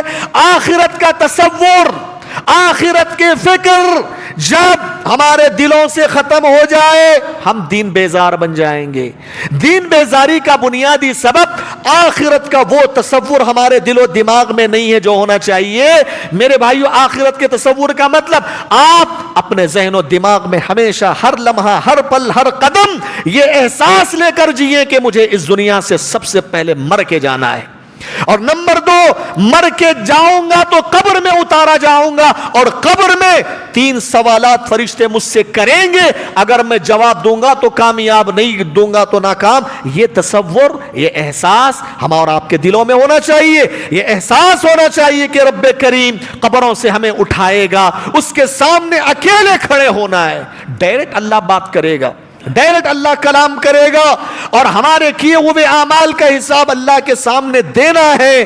آدمی کے پاس یہ تصور ہوگا کہ قیامت کا دن ایک دن ایسا بھی آنے والا ہے جس دن اللہ تعالیٰ ترازو کو قائم کرے گا، جس ترازو میں نیکیاں بھی تولی جائیں گی، برائیاں بھی تولی جائیں گی۔ جس کی نیکیوں کا پلڑا بھاری ہو گیا وہ جنتی، جس کا برائیوں کا پلڑا بھاری ہو گیا وہ جہنمی۔ جب یہ تصور آپ کے ذہن و دماغ میں مضبوط ہوگا تو آپ کے اندر نیکیاں کرنے کا شوق پیدا ہوگا۔ کیوں؟ جب آپ کا تصور جنت کے بارے میں مضبوط رہے گا آپ نیکیاں کریں گے۔ کیوں بھائی؟ کیونکہ مجھے جنت کو پانا ہے۔ اگر آپ کے دل و دماغ میں جہنم کا ڈر ہوگا، آخرت کا تصور، آپ گناہوں سے بچے رہیں گے، دین سے جڑے رہیں گے، اللہ سے اپنا رشتہ مضبوط رکھیں گے۔ لیکن جس قدر آخرت کا تصور کمزور ہوتا جاتا ہے، وہ احساس کمزور ہوتا جاتا ہے، عمل میں کمزوری آنے لگتی ہے، دین و عقیدے میں کمزوری آنے لگتی ہے۔ یہی وجہ ہے میرے بھائیوں، مکی زندگی کے اندر اللہ تبارک و تعالیٰ نے 3 چیزوں پر پیارے نبی کو محنت کرنے کا حکم دیا۔ 3 ٹاپک تھے مکی دور کے۔ ٹاپک کیا تھے؟ 3 ٹاپک۔ ایک توحید کا ٹاپک، دوسرا رسالت کا ٹاپک، اور تیسرا آخرت کا ٹاپک۔ 3 ٹاپک میں ایک سب سے عام ٹاپک فکر آخرت۔ فکر آخرت مکی دور کا ٹاپک تھا۔ پیارے نبی صلی اللہ علیہ وسلم 3 چیزوں پہ محنت کر رہے تھے۔ حقیقی معبود اللہ تعالیٰ ہے، عبادت اسی کی ہونا ہے، جن معبودان باطلہ کو پوچھتے ہو وہ سب بیکار ہے، وہ سب باطل ہے۔ دوسری چیز، میں سچا رسول ہوں اللہ تعالیٰ کی جانب سے۔ تیسرا یہ ہے کہ مرنے کے بعد اللہ کے سامنے تمہیں حاضری دینا ہے۔ یہ 3 چیزوں پر پیارے نبی نے محنت کی مکی دور میں۔ آپ نے غور کیا جو نمازیں کب فرض ہوئی؟ نمازیں مکی دور کے آخری دور میں فرض ہوئی۔ اذان کب فرض ہوئی؟ مدینہ ہجرت کرنے کے بعد۔ زکوٰۃ اللہ نے کب فرض قرار دیا؟ ہجرت کرنے کے بعد۔ حج کب فرض ہوئی؟ سن 9 ہجری کے اندر۔ میرے بھائیوں، اسلام کے جو بڑی بڑی عبادتیں ہیں، بڑے اعمال ہیں، مدینہ میں فرض کیے گئے۔ مکہ کے اندر آخرت کی فکر پر محنت کرنے کا حکم دیا گیا۔ علماء کرام نے اس کی حکمت یہ بتائی ہے کہ اگر ایک انسان کے دل کے اندر آخرت کا تصور مضبوط آ گیا تو وہ آسانی سے نماز بھی پڑھے گا، آسانی سے روزے بھی رکھے گا، آسانی سے زکوٰۃ دے گا، آسانی سے حج کرے گا، اس کی زندگی عملی زندگی بن جائے گی۔ یہی حکمت تھی، اسی لیے پہلے اس بیس کو مضبوط کیا گیا، آخرت کی فکر کو مضبوط کیا گیا، آخرت کے تصور کو مضبوط کیا گیا۔ یہ اگر ہے تو پھر عمل صالح ایک انسان کی زندگی میں ہے، اگر آخرت کا تصور نہیں تو پھر انسان کی زندگی میں عمل صالح کا تصور نہیں کیا جا سکتا۔ یہی وجہ ہے، آپ دیکھیے حضرت عمر بن الخطاب رضی اللہ تعالی عنہ کے بہت سارے پیارے جملوں میں ایک جملہ ہے، جب وہ خلیفۃ المسلمین تھے، پورے مسلمانوں پر ان کی خلافت چلتی تھی، بڑے عادل تھے، ان کی عدل کی مثال تو غیروں نے جو ہے دینا شروع کر دیا۔ یہ امیر المومنین عمر بن خطاب رضی اللہ تعالی عنہ کو احساس ذمہ داری دلانے والی چیز یہی آخرت کا تصور تھا۔ احساس ذمہ داری، ان کی جو ذمہ داری تھی خلافت کی، عدل و انصاف کی جو ذمہ داری تھی، وہ جو نبھاتے تھے، اس کے پیچھے بنیادی محرک، حرکت دینے والی چیز فکر آخرت، آخرت کا تصور۔ اسی لیے عمر بن الخطاب رضی اللہ عنہ کہا کرتے تھے لو عثرت بغلۃ فی العراق لخشیت ان یسألنی اللہ عز وجل لما لم تصلح لها الطریق یا عمر۔ سبحان اللہ۔ ہاں اگر میں بیوی بچوں کا ذمہ دار ہوں، آپ بیوی بچوں کے ذمہ دار ہیں، مسجد کے ذمہ دار ہیں، کسی ملک کے ذمہ دار ہیں، کسی جمعیت و جماعت کے ذمہ دار ہیں، میرے بھائیوں بڑے ذمہ دار سے لے کر چھوٹے پیمانے کے ذمہ دار کے لیے یہ جملہ بہت بڑا سبق ہے، بہت بڑی عبرت ہے۔ عمر بن الخطاب کہا کرتے میری خلافت ہے، میں مدینہ المنورہ کیپٹل ہے، مدینہ المنورہ میں رہ کر آخرت کا تصور لا کر بے چین ہو جاتے تھے، بے چین ہو کر کہا کرتے کہ اگر عراق کی سرزمین میں، عراق کے راستوں میں اگر کوئی جانور چل رہا ہے، چلتے چلتے راستے میں ٹھوکر لگ کر وہ گر بھی جاتا ہے، مجھے ڈر لگتا ہے کہ اللہ تعالیٰ قیامت کے دن مجھ سے یہ نہ پوچھ لے کہ اے عمر میں نے تجھے حکومت دی تھی، میں نے تجھے ذمہ داری دی تھی، لیکن تم نے عراق کے راستوں کو کیوں صحیح نہیں کیا تھا۔ سبحان اللہ۔ یہ لخشیت ان یسألنی اللہ، قیامت کے دن اللہ نہ پوچھ لے مجھے، یہ ہے آخرت کا تصور۔ یہی چیز انسان کو دین سے جوڑتا ہے۔ اگر یہ آخرت کا تصور نہیں ہے تو آپ دین سے کٹ جائیں گے۔ یہ آخرت کا تصور، یہ میرے بھائی، یہ دین سے جوڑنے کا، دیندار بنانے کا سب سے بڑا بنیادی سبب اور ہتھیار ہے۔ اگر آخرت کا تصور نہیں ہے تو آپ پھر بے دینی بننا یقینی ہے، دین بیزاری آنا یقینی ہے۔ محترم حضرات، دین بیزاری کے اسباب میں ایک بنیادی سبب یہ بھی ہے کہ آج ہمارے نوجوان علماء سے کٹتے جا رہے ہیں، علماء سے دور ہوتے جا رہے ہیں، علماء کے علم سے دور ہو رہے ہیں، علماء سے تعلقات کو مضبوط کرنے کے بجائے کمزور بناتے جا رہے ہیں۔ میرے بھائیوں، علامہ صالح الفوزان حفظہ اللہ نے کہا علماء سے دوری کا مطلب دین سے دوری ہے، علماء سے دوری کا مطلب عقیدے سے دوری ہے، علماء سے دوری کا مطلب آخرت سے دوری ہے، علماء سے دوری کا مطلب اپنے آپ کو فتنوں میں ڈالنا ہے، علماء سے دوری سے ہی دین میں بیزاری آتی ہے۔ علماء سے اگر تعلق مضبوط رہے گا تب چل کر آپ دین سے قریب رہیں گے۔ کیوں؟ ایک عالم آپ کو بزنس کرنا سکھاتا ہے کیا؟ نہیں معلوم ہوتا اس کو، بزنس سیکھنا ہے، دنیا کمانا ہے، اس کے لیے ایکسپرٹ لوگ بیٹھے ہوئے ہیں۔ ایک عالم سے جڑ رہے ہیں آپ تو عالم کی ذمہ داری کیا ہے؟ وہ آخرت کی یاد دلاتا ہے آپ کو، وہ دین کی باتیں کرتا ہے آپ کو، اللہ اور اس کے رسول کی باتیں کرتا ہے، وہ دین کی طرف بلاتا ہے، وہ آپ کے عقیدے کی اصلاح کرتا ہے، آپ کے معاملات کی اصلاح کرتا ہے، آپ کو یہ بتاتا ہے کہ آپ کس راستے پہ چلیں گے تو تمہیں جنت ملے گی اور کس راستے پہ چلیں گے تو جہنم ملے گی، یہ بتاتا ہے وہ۔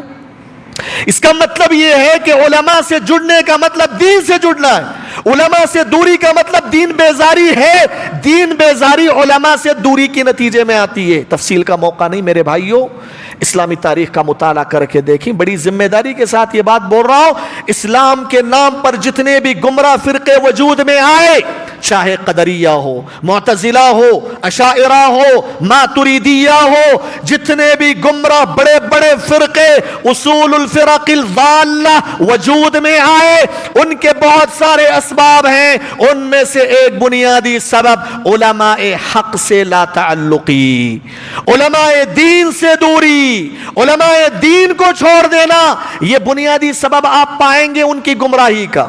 قدریہ کیوں گمراہ ہوئے؟ صحابہ کرام سے دوری اختیار کر لی، اور اسلام کے نام پر سب سے پہلا فرقہ من حیث الفرقہ وجود میں آنے والا وہ خارجی فرقہ تھا، وہ خارجی فرقہ تھا۔ خارجی فرقہ کا مطلب خارجی کون ہے؟ ایسے لوگ ہیں گناہ کبیرہ کرنے والا ہمیشہ کا جہنمی، وہ یہ عقیدہ رکھتے ہیں اگر آپ ان کی نظر میں مثال کے طور پہ شراب آپ نے ایک مرتبہ پی لیا تو آپ کافر ہو گئے، ان کا عقیدہ میں بیان کر رہا ہوں۔ اور صرف اتنا ہی نہیں، وہ آپ کی جان بھی لے لیں گے ثواب سمجھ کر، ان کا عقیدہ ہے۔ اس لیے آج جتنے بھی ممالک یہ IS کا جو فتنہ شروع ہوا تھا، ان لوگوں نے کتنے معصوم بچوں، عورتوں، بلکہ بیٹوں نے اپنے ماؤں کا قتل کر دیا تھا۔ یہی وہ فکر کے حامل تھے، خارجی فکر کے۔ ہاں، مسلمانوں کا خون جو ہے حلال ہے، یقتلون اہل الاسلام ویدعون اہل الاوثان، وہ کافروں کو چھوڑ دیتے ہیں لیکن مسلمانوں کا قتل عام کرتے ہیں۔ میرے بھائیو، یہ خارجی فکر، یہ فرقہ خوارج کا جو وجود میں آیا، اس کا بنیادی سبب کیا تھا بھائی؟ آپ پڑھیے تاریخ، پڑھیے آپ مستدرک حاکم کی روایت پڑھیے۔ عبداللہ ابن عباس رضی اللہ تعالی عنہما کو جب علی ابن ابی طالب نے بحیثیت مناظر خوارج کی طرف بھیجا، کہا جاؤ خوارج کے اندر کچھ ڈاؤٹس آ گئے ہیں دین کے معاملے میں، اس کو کلیئر کر کے آؤ۔ عبداللہ ابن عباس جاتے ہیں، تفصیل کا موقع نہیں، مناظرہ بہت طویل ہے۔ عبداللہ ابن عباس خوارج کو سمجھانے کے لیے جاتے ہیں، اور جب دیکھتے ہیں نظر دوڑاتے ہیں۔ بعض روایتوں کے مطابق خارجیوں کی تعداد اس وقت 6000 کی تھی، بعض روایتوں میں 10-12 ہزار کا بھی ذکر ملتا ہے، کم از کم 6000 مان کے چلیے۔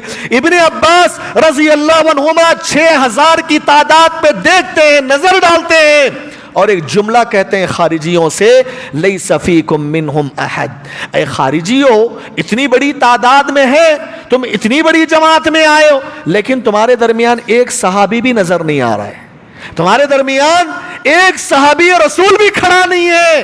علماء کرام نے اس جملے سے استدلال کر کے کہا کہ خارجی 6000 کی تعداد میں تھے، بعض روایتوں کے مطابق 12000 کی تعداد میں، اتنی بڑی تعداد میں ایک صحابی رسول بھی نہیں تھا۔ اس کا مطلب یہ تھا کہ صحابہ اکرام سے اپنے آپ کو کاٹ لیا تھا، دین سے دوری، علماء سے دوری اختیار کر لی تھی، علماء سے کٹ، اس وقت کے علماء صحابہ تھے، صحابہ کرام جیسے علماء سے دوری اختیار کر لی، جس کا نتیجہ یہ ہوا کہ خارجی بن گئے، گمراہ ہو گئے۔ ہاں، معتزلہ، واصل بن عطا معتزلہ کا بڑا مشہور سرغنہ ہے۔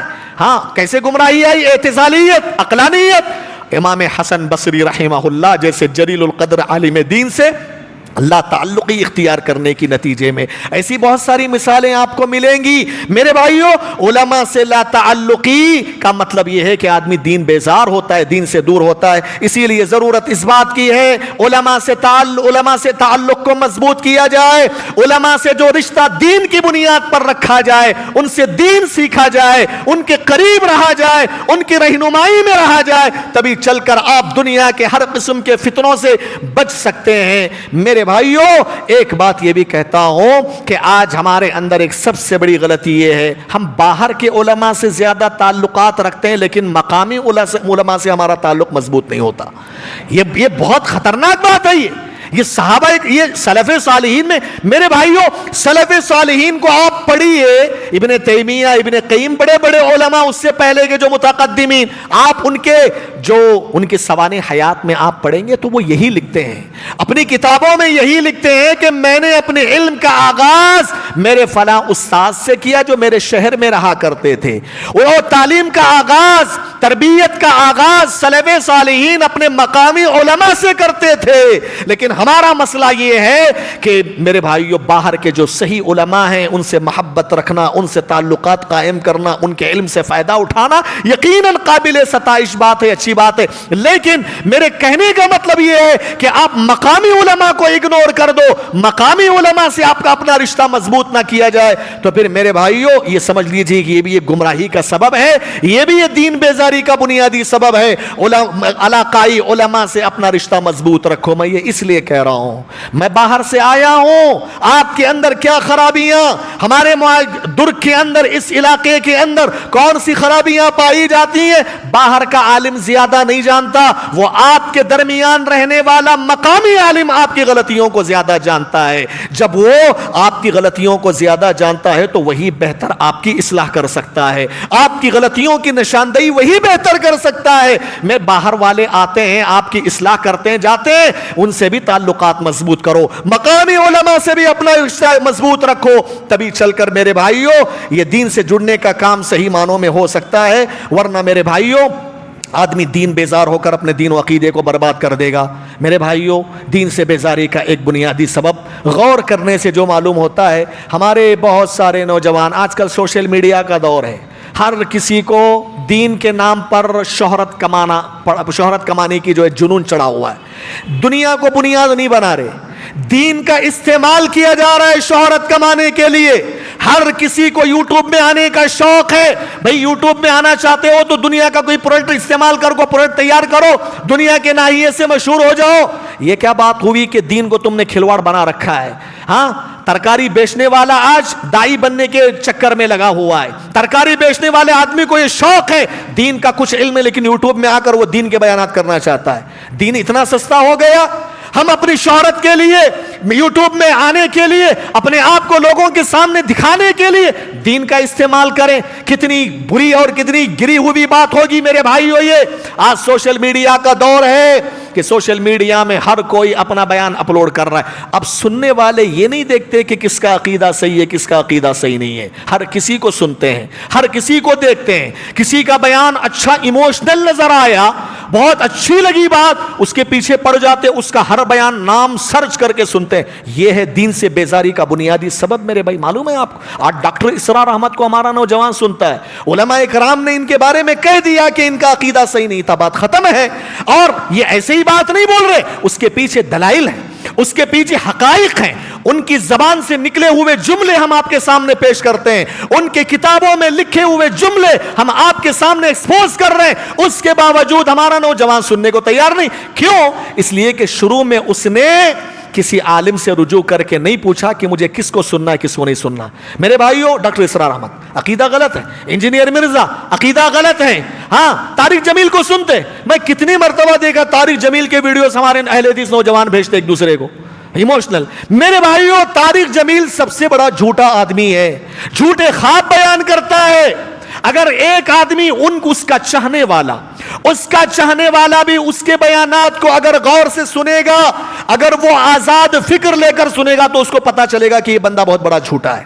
उन्होंने क्या कहा मालूम है? उनके वीडियो क्लिप सुनिए कभी कभार, 1-2 मिनट के। वो कहते हैं कि मेराज के मौके पर अल्लाह के नबी सल्लल्लाहु अलैहि वसल्लम को जब आसमानों की सैर कराई गई, तो सैर कराने के लिए जिब्रील नहीं आए थे लेकर जाने के लिए। जिब्रील तो गुलाम की हैसियत से आए थे। अब लेने कौन आए थे अल्लाह के नबी को? तारिक जमील साहब कहते हैं कि अल्लाह ताला लेने आया था। अल्लाह ताला लेने आया था। अस्तगफिरुल्लाह, अल्लाह के बारे में इतनी बड़ी तौहीन। वो कहते हैं कि अल्लाह आया था, प्यारे नबी का हाथ पकड़कर आसमानों की तरफ ले गया। कितनी कितनी तौहीन है अल्लाह ताला की। सुभान अल्लाह, सुभान अल्लाह। तुम्हारे कानों पे, तुम्हारे अक्लों पे अल्लाह ने पर्दा डाल दिया। तुमने ये सोचा नहीं है कि ये क्या बोल रहा है, और तुम जो है उनके बयानात के पीछे पड़े हुए। मेरे भाइयों, ये सब अहले बिदात हैं। अहले बिदात के बयानात को सुनने से आदमी दीन से दूर हो जाता है, अकीदा बर्बाद कर लेता है। इसीलिए अहले बिदात के बयानात को सुनने से अपने आप को बचाया जाए, उनके क्लिप्स को ना सुना जाए, बल्कि वो उलमा जो किताब और सुन्नत को सलफी मनहज के मुताबिक, सहाबा इकराम के फहम के मुताबिक समझाते हैं, उनकी बातों को लिया जाए, उनसे अपने दीन को सुधारा जाए। वरना अहले बिदात से आप ताल्लुकात कायम करेंगे, वो आपके दीन और अकीदे को बर्बाद कर देंगे, आपको पता भी नहीं चलेगा। लोग बोलते हैं मौलाना नहीं, उनकी अच्छी बातें लेंगे, बुरी बातें नहीं लेंगे। ये बार बार सुनने को मिलता है जुमला, उनकी अच्छी बातें लेंगे, बुरी बातें नहीं लेंगे। सवाल ये है, तुम्हारे पास इतना इल्म कब से आ गया कि तुम उस बेस पर पहचान सको कि वो कौन सी गलत बोल रहे, कौन सी सही बात बोल रहे हैं? तुम्हारे पास इतना नॉलेज कहां से? तुम आलिम हो, तुम दीन का इल्म मजबूती से, गहराई से हासिल किए हुए हो। कौन सा अकीदा गलत है, कौन सा अकीदा खराब है, तुमको मालूम है क्या? मैं अवामुन नास की बात कर रहा हूं, मैं उन लोगों की बात कर रहा हूं जो ले दे के इस तरह के प्रोग्राम में हाजिरी देते हैं बस। बाकी तुम्हारा काम तिजारत है, फला है, तुम आलिम नहीं हो, तुम्हें दीन की बारीकियां नहीं मालूम, तो बड़ी आसानी से कैसे बोलते हो कि सही बात देते हैं, गलत बात छोड़ देंगे? तुमको कैसे मालूम होगा? तुम कैसे मालूम करोगे कि कौन सी बात सही है, कौन सी बात गलत है? یہ جو بنایا ہوا ہے نا یہ غلط بات ہے. اور دوسری بات اہل بدعت ہوتے ہیں, اللہ تعالیٰ نے قرآن مجید میں ان سے دوری اختیار کرنے کا حکم دیا ہے. وَقَدْ نَزَّلَ عَلَيْكُمْ فِي الْكِتَابِ أَنْ إِذَا, تفصیل کا موقع نہیں, دلائل آپ کے سامنے رکھوں. محترم حضرات, ہمارے بعض نوجوان جب ہم روکتے تھے کہ مت سنیے, نہیں بہت اچھا بولتے, وہ ایموشنل انداز میں بولتے ہیں, ان کا انداز بیان بڑا اچھا ہے سننے کو, بہت اتھینٹک بولتے. ہاں اتھینٹک, ہاں کیسے معلوم ہوا بھائی اتھینٹک بول رہا ہے وہ؟ ہاں تجھے کیا کتنا علم آ گیا تیرے پاس؟ اتھینٹک بول رہا ہے, کوئی اچھے انداز میں بول دیا اس کو اتھینٹک کا نام دے دیا, جبکہ وہ غلط عقیدہ پیش کر رہا ہے, وہ صحابہ کرام کی گستاخیاں کر رہا ہے. میرے بھائیوں, ہمارے اہل حدیث نوجوان یہ انجینئر مرزا جیسے بیانات کو سن کر امیر معاویہ پہ لعن طعن کرتے ہیں, نعوذ باللہ, عقیدے کو برباد کر رہے ہیں. میرے بھائی, یہ اللہ نے کہا اگر تم اہل بدعت کے قریب جاؤ گے تمہارا شمار بھی انہی لوگوں میں سے ہو جائے گا. یہ صرف کتاب و سنت کی باتیں نہیں ہیں بلکہ تجربات اور مشاہدے کی باتیں ہیں. عبداللہ القسیم نام کے ایک آدمی تھے, عبداللہ القسیم, قسیم کے رہنے والے. میں ایک دلیل کے طور پہ پیش کر رہا ہوں یہ واقعہ, آپ اندازہ لگائیے کہ غلط لوگوں کی صحبتیں اہل بدعات کو سننے کا کتنا بڑا نقصان ہوتا ہے. عبداللہ القسیم, قسیم کے رہنے والے ایک آدمی عبداللہ, میرے بھائیو بہترین عالم, سلفی بہترین عالم, کتاب و سنت کی بنیاد پر بڑی بڑی کتابیں انہوں نے لکھی. جب وہ مصر میں گئے, ازہر میں, قاہرہ جو یونیورسٹی ہے وہاں, جامعۃ الازہر, وہاں گئے تو دیکھا کہ وہاں کے ایک عالم نے جو ہے تبرک بالصالحین پر کتاب لکھی, یعنی قبروں سے برکت حاصل کی جا سکتی ہے نیک لوگوں سے جو کہ بدعات کے زمرے میں آتے ہیں اور کچھ شرک کے زمرے میں آتے ہیں. ان وقت جب کتاب لکھی تو عبداللہ القسیم نے اس کتاب پر رد لکھا. رد کا مطلب یہ ہے کہ بتایا کہ جو تم نے لکھا ہے یہ غلط ہے, کتاب و سنت کے خلاف ہے. اس کے بعد سوریہ کے اندر ایک شیعی عالم نے, رافضی عالم نے صحابہ کرام کی گستاخیاں کی, محمد بن عبد الوہاب رحمہ اللہ کی دعوت پر تنقید کی. اس کے رد میں, ایک شیعہ کے رد میں عبداللہ القسیم نے کتاب لکھی جس کا نام الصراع بین الاسلام والوثنیہ کا نام دیا. اور اتنی بہترین کتاب, ہزار سے زائد صفحات پر مشتمل, اتنی پیاری کتاب. جس وقت انہوں نے یہ کتاب لکھی سعودی عرب کے بادشاہ ملک عبد العزیز کے حکم سے مسجد حرام کے ممبر پہ کھڑے ہو کر امام حرم نے اس کتاب کی تعریف کی تھی. اتنی جاندار کتاب لکھی, لیکن مسئلہ کیا ہوا بعد میں؟ مصر کے اندر گئے, کچھ اہل بدعات سے ملاقات ہوئی, اہل بدعات سے متاثر ہوئے, غلط ماحول مل گیا, تو کہا کہ الصراع بین الاسلام والوثنیہ میں جو بھی میں نے لکھا میں اس سے رجوع کرتا ہوں وہ غلط ہے. نعوذ باللہ, جو صحیح لکھا تھا غلط بول دیا, جو غلط تھا اس کو اپنا عقیدہ بنا لیا. اور یہاں تک کہ علماء نے کہا اس کے بعد نعوذ باللہ انہوں نے کتاب لکھی ہادیہ ہی الاغلال کے نام سے. یہ تھے جو ہے بیڑیاں, ہادیہ ہی الاغلال, یہ بیڑیاں کا, اسلام کو بیڑیوں سے تعبیر کیا کہ میں اسلام میں بندھا ہوا تھا, آج اسلام سے مرتد ہو کر میں آزاد محسوس کر رہا ہوں. نعوذ باللہ من ذالک. اس کے بعد انہوں نے اللہ کا مذاق اڑایا. کیوں یہ تبدیلی اچانک سے؟ ایک آدمی وہ جو شیعہ کے رد میں ایسی کتاب لکھنے والا جس کتاب کی تعریف مسجد حرام کے ممبروں سے کی گئی, آج وہی آدمی اللہ کا گستاخ بن گیا, اللہ کو گالی دینے والا بن گیا, اللہ کا مذاق اڑانے والا, مرتد ہو گیا, حالت ارتداد میں اس کی موت ہوئی. کیوں؟ اہل بدعات سے مخالطت, اہل بدعات کی قربت, اہل بدعات کے بیانات کو سننا. ابن عباس کہا کرتے لا تجالسوا اہل الہوا, لوگوں بدعتوں کی مجلسوں کو اختیار نہ کرو, اس لیے کہ بدعتوں کی مجلسیں تمہارے دلوں کو بیمار کر دیتی ہیں, تمہیں پتہ بھی نہیں چلتا, اس طریقے سے وہ آپ کو گمراہی کے راستے پہ لگا دیتی ہیں. محترم حضرات, اسی لیے ضرورت اس بات کی ہے کہ الحمدللہ اللہ کے فضل و کرم سے سوشل میڈیا کے اندر الحمدللہ اہل حدیث کے بہت سارے گروپس پائے جاتے ہیں, علماء ہیں, اصلاح کر رہے ہیں, کافی ہے. ان کی باتیں سنیں, ان کی باتوں پر عمل کریں, انشاءاللہ کافی ہے. اس کے علاوہ اہل بدعت کی طرف ہمیں جانے کی ضرورت نہیں ہے. محترم حضرات, اسی طریقے سے بڑی تیزی کے ساتھ کچھ باتیں بتا کر اپنی بات میں ختم کر دوں. حضرات, دین بیزاری کا ایک بڑا سبب جو ہے یہ بھی ہے, ہمارے دور میں جو غور کرنے سے معلوم ہوتا ہے وہ ہے عورتوں کا فتنہ. یہ عورتوں کا جو فتنہ ہے نا بہت ہی خطرناک فتنہ ہے. پیارے نبی صلی اللہ علیہ وسلم نے اس امت کا سب سے بڑا فتنہ قرار دیا عورتوں کا. آپ نے کیا فرمایا؟ ما ترکت بعدی فتنة اضر علی الرجال من النساء.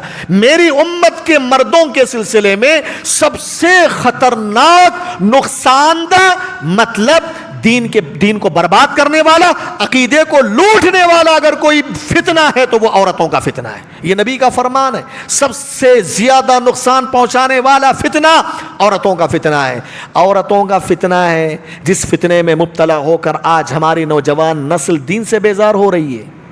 عورتوں کا فتنہ یا تو سوشل میڈیا میں, غلط ویب سائٹ کے ذریعے, غلط جو کچھ بھی یہود و نصارہ نے جال بچھایا ہوا ہے گندی چیزوں کا, اس کو دیکھ کر اپنا نوجوان ہمارا دین و عقیدے کو برباد کر رہا ہے, اپنے اخلاق, اپنے صحت اور تندرستی کو بھی برباد کر رہا ہے.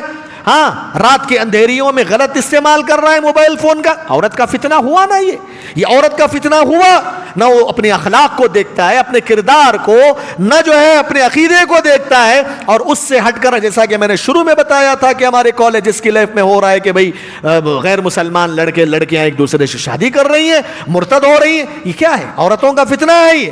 ہمارے ایک صاحب نے بتایا, عالم دین نے, وہ منگلور گئے تھے اپنے والدہ کی علاج کرنے کے لیے.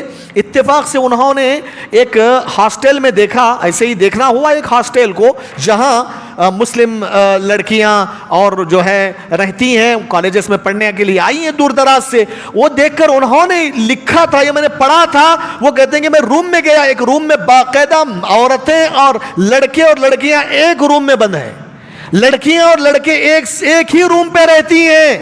کیا مطلب ہے لڑکے اور لڑکیاں, اجنبی لڑکے اور لڑکیاں, نوجوان لڑکے اور لڑکیاں ایک روم میں رہنے کا کیا مطلب ہوتا ہے آپ سمجھتے ہیں میرے بھائیوں؟ ہاں, یہاں شیطان کے فریب سے کوئی بچ نہیں سکتا. یہ عورتوں کا فتنہ ہے. آج عورتوں کے فتنوں نے ہمارے نوجوانوں کے عقیدے کو برباد کر کے رکھا ہے. ہاں, فلاں کی عاشقی, عشق و عاشقی میں پڑا ہوا ہے, وہ پڑا ہوا. اچھا, عشق و عاشقی کے چکر میں وہ خونی رشتے کو فراموش کر دیتا ہے. ہاں, اس کے والدین اس کو عزت سے پالا, اس کو پڑھایا, اس کو ایک مقام تک ٹھہرایا, اس کی ہر خواہش پوری کی. اب وہ یہ صلہ دیتا ہے اپنے والدین کو کہ ایک جھٹکے میں کسی لڑکی کو پسند کیا, ناجائز تعلقات قائم کر لیا. وہ مسلمان ہے, غیر مسلمان ہے, وہ کیسی لڑکی ہے, کس مسلک سے, کوئی لینا دینا نہیں ہے. اب یہ اس لڑکی کو پانے کے لیے اپنے خاندان سے لڑ لے گا, اپنے والدین سے لڑ لے گا, اپنے رشتہ داروں کو ٹھکرا دے گا, والدین کو بھی ٹھکرا دے گا. عورتوں کا فتنہ. ما ترکت بعدی فتنة اضر علی الرجال من النساء. دین بیزاری کا بنیادی سبب عورتوں کا فتنہ ہے. اب مصر کا ایک واقعہ میں آپ کے سامنے تیزی کے ساتھ رکھ دوں. دیکھو عورتوں کا فتنے سے کیسے انسان دین سے دور بھاگتا ہے, دین سے ہاتھ دھو بیٹھتا ہے. میرے بھائیوں, علامہ ابن الجوزی, امام قرطبی, ابن قیم اپنی کتابوں میں یہ واقعہ نقل کیا. کیا کہتے ہیں؟ مصر کا ایک مؤذن, مصر کے اندر ایک مؤذن تھا, بڑی داڑھی تھی, بڑا پارسا آدمی, اذان دینے والا, کئی سالوں سے اذان کی خدمات انجام دے رہا ہے. اب اذان دینے کے لیے ایک مرتبہ مسجد کے چھت پہ چڑھتا ہے اذان دینے کے لیے. جیسے ہی اذان دینے کے لیے چڑھتا ہے تو اس کی نظر گھر سے لگے ہوئے ایک نصرانی گھر پہ پڑتی ہے جس میں ایک عورت تھی, خاتون. اس پہ اس کی نظر پڑ جاتی ہے. کس کی؟ عام آدمی کی. کیا جو بازاروں میں گھومتا پھرتا ہے, آوارہ نہیں, مؤذن جو 5 وقت حی علی الصلاۃ حی علی الفلاح کی صدائیں بلند کرنے والا. جب اس کی نظر اس عورت پہ پڑتی ہے تو فدا ہو جاتا ہے, اس کے عشق اور ناجائز محبت میں پڑ جاتا ہے. اذان دینا چھوڑتا ہے, اس کے پاس چلا جاتا ہے, کہتا ہے کہ میں تم سے محبت کرتا ہوں, مجھے عشق ہوا ہے, فلاں ہوا ہے, میں تمہارے ساتھ رہنا چاہتا ہوں. کہتی ہے کہ نہیں, ایسے کیسے ہو سکتا ہے؟ وہ کہتا ہے کہ نہیں, ہر حالت میں تمہیں مجھے چاہیے, میں تم سے شادی کرنا چاہتا ہوں. وہ عورت کہتی ہے کہ ہو نہیں سکتا, تم مسلمان ہو, میں نصرانی ہوں, یہ کیسے ہو سکتا ہے؟ میرا والد مان ہی نہیں گا اس بات کو. کہے گا کہ نہیں, ہر صورت میں مجھے چاہیے, میں تم سے محبت کرتا ہوں, خوش رکھوں گا, فلاں فلاں دعوے کرتا ہے. وہ کہتی ہے کہ دیکھو, اگر تم مجھ سے شادی کرنا ہی چاہتے ہو تو ایک شرط ہے. شرط کیا ہے بھائی بولو؟ وہ کہتی ہے کہ تمہیں اسلام کو چھوڑنا پڑے گا. اسلام کو چھوڑ کر کرسچنس مذہب کو قبول کرنا پڑے گا تب چل کر ہمارے درمیان شادی ہو سکتی ہے. میرے بھائیو اتنا ہی سننا تھا. وہ مؤذن اندازہ لگاؤ, مؤذن وہ اسی وقت کہتا ہے انا بریء من الاسلام, آج سے اسلام سے میرا کوئی تعلق نہیں ہے, میں اسلام سے اعلان برات کرتا ہوں, تمہارے مذہب کو قبول کرنے کے لیے تیار ہوں. استغفر اللہ العظیم. عورت کا فتنہ, عورتوں کے فتنوں میں کیسے آدمی پڑتا ہے. ایک مؤذن. اسی لیے میرے بھائی عورت کے فتنے کی جب بات آتی ہے تو کتنا بھی بڑا کوئی عالم کیوں نہ ہو, کتنا بھی کوئی آدمی نیک کیوں نہ ہو, وہ عورتوں کے فتنوں سے 100% بچنے کی ضمانت اور گارنٹی نہیں دے سکتا. حضرت سعید بن المسیب کہا کرتے تھے 80 سال کی عمر کو پہنچے ہوئے 80 سال کا بوڑھا یہ کہتا ہے کہ اگر عورتوں کی بات آ جاتی ہے تو مجھے بھی محفوظ مت سمجھو. میرے بھائی عورتوں کا فتنہ لوگوں کو دین اور عقیدے سے دور کر دیتا ہے. یہ ایک میں نے مثال دی, اور امام قرطبی نے لکھا بعد میں کیا ہوا معلوم, ان دونوں کی شادیاں ہوئی, وہ دونوں کی شادی ہو گئی. شادی ہونے کے اسی دن اتفاق سے وہ جو مؤذن تھا جو کہ اب مسلمان نہ رہا, حالت کرسچن حالت نصرانیت پہ تھا, وہ کسی ضرورت کے تحت اوپر چھت پہ چڑھتا ہے کسی کام کے لیے. اللہ تبارک و تعالیٰ کا کرنا یہ ہوتا ہے کہ اس کا پیر پھسلتا ہے, نیچے گر جاتا ہے, وہیں کا وہیں مر جاتا ہے. امام قرطبی رحمہ اللہ نے کہا اس واقعے کو نقل کرنے کے بعد, ایک عورت کے فتنے میں پڑا ایک مؤذن جو کہ اذان کی خدمات انجام دے رہا تھا, عورت کے فتنے میں پڑنے کی وجہ سے نہ دنیا ملی نہ آخرت ملی, اس کو دونوں کو برباد کر دیا اس نے. یہ عورت کا فتنہ ایسا ہی ہوتا. ہمارے نوجوان عورت کے فتنے پڑتے, کمائی دھمائی کچھ نہیں کرتے, سب گھنٹے گھنٹے فونوں میں بات کر رہے ہیں, والدین کو پریشان کر کے رکھے ہوئے ہیں, کوئی پڑھائی میں بھی کوئی توجہ نہیں, کالج اسکیلپ میں پڑھائی کی طرف توجہ نہیں, بس یہی لڑکیوں کو لے کر وہاں گھومنا یہاں. نعوذ باللہ من ذالک. اللہ کے بندو عورتوں کے فتنوں سے دور رہو. عورتوں کے فتنوں سے اگر دور رہو گے تو تمہارا دین محفوظ رہے گا, تمہارا عقیدہ محفوظ رہے گا, تمہارے اخلاق اور کیریکٹر محفوظ رہیں گے. لیکن عورتوں کے فتنوں میں مبتلا ہو جاؤ گے, سب کچھ برباد کر دو گے, نہ دنیا تمہیں ملے گی نہ آخرت تمہیں ملے گی. یہ کچھ باتیں